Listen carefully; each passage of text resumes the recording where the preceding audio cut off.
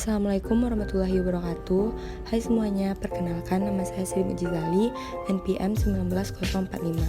Di sini saya akan menjelaskan tentang rangkuman materi manajemen konstruksi. Yang dimana manajemen konstruksi ialah usaha yang dilakukan melalui proses manajemen, yaitu perencanaan, pelaksanaan, dan pengendalian terhadap kegiatan-kegiatan proyek dari awal sampai akhir dengan mengalokasikan sumber daya secara efektif dan efisien sesuai dengan saran yang diinginkan. Selanjutnya, apa itu proyek?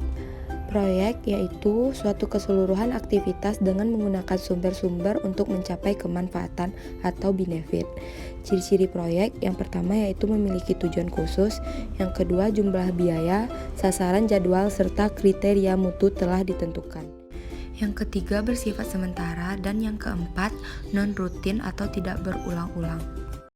Selanjutnya, hal yang dipersiapkan oleh pengguna jasa yaitu yang pertama, KAK atau kerangka acuan kerja, TOR, Term of Reference, yang kedua, harga parkiran sendiri atau HPS, biaya personil dan biaya non-personil, yang ketiga, dokumen seleksi, yaitu persiapan proses pengadaan jasa konsultasi sama dengan proses seleksi. Materi selanjutnya yaitu organisasi. Organisasi adalah kumpulan orang yang dikoordinasikan aktivitas-aktivitasnya agar tercapai tujuan organisasi. Fungsi koordinasi memerlukan yang pertama komunikasi yang terbuka, luas, dan terpadu, dan yang kedua pemahaman mengenai hubungan dan ketergantungan antara sesamanya. Selanjutnya yaitu organisasi workflow. Yang pertama yaitu otoriti atau wewenang, responsibility, accountability, dan kepercayaan. Authority yaitu kekuasaan diberikan kepada seseorang agar dapat membuat keputusan yang diikuti oleh bawahannya. Yang kedua, responsibility yaitu kewajiban dari seseorang dalam organisasi agar dapat efektif dalam melaksanakan tugasnya. Yang ketiga, yaitu accountability, yaitu kesanggupan memberikan pertanggungjawaban untuk suatu tugas khusus yang telah diselesaikan. Dan yang terakhir yaitu kepercayaan. Kepercayaan adalah kunci keberhasilan dari suatu organisasi. Materi selanjutnya yaitu sistem organisasi atau stakeholder project.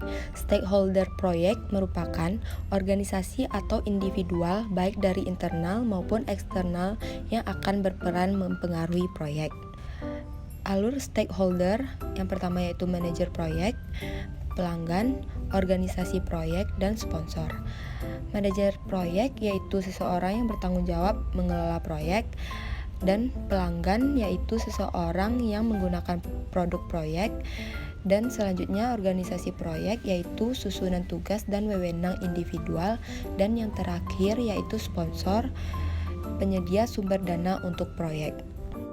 Contoh stakeholder proyek konstruksi yaitu yang pertama pemilik proyek, yang kedua konsultan perencana, pengawas, dan konsultan manajemen konstruksi, yang ketiga yaitu kontraktor, yang keempat subkontraktor, dan yang terakhir supplier. Bagaimana suatu proyek dikatakan berhasil? Yaitu dengan triple constraint, tepat biaya, tepat mutu, dan tepat waktu. Keberhasilan proyek ada 4 yaitu waktu, mutu, laku atau pasar, dan tujuan. Elemen penting dalam proyek yaitu manajer proyek, tim proyek, dan sistem manajemen proyek. Selanjutnya yaitu macam-macam proyek.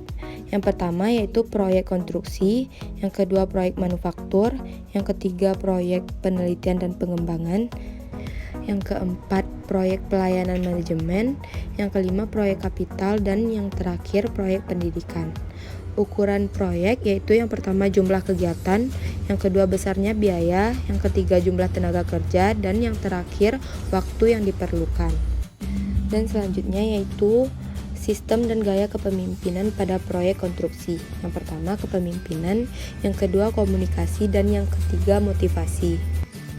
Selanjutnya yaitu ada macam-macam gaya kepemimpinan. Yang pertama otoriter, yang kedua demokratis, dan yang ketiga bebas. Baiklah, terima kasih atas perhatiannya. Assalamualaikum warahmatullahi wabarakatuh.